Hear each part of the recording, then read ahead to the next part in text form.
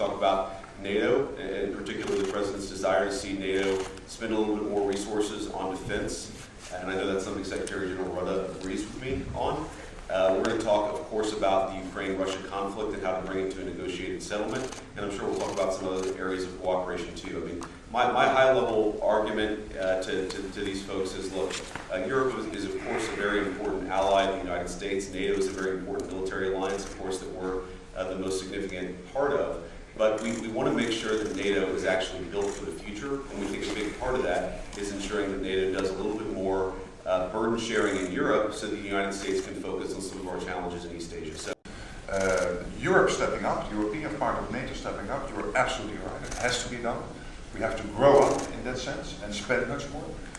We also have to discuss the defense industrial base. Of course, this is a problem we have both in the US and in the rest of NATO. We are simply not producing enough. We are not keeping up with the Russians and the Chinese. And then, of course, Ukraine. How to bring Ukraine to a lasting peace. And no Minsk again, so it has to be lasting. Putin should never try it again. And how to get him into a place of maximum strength. Great.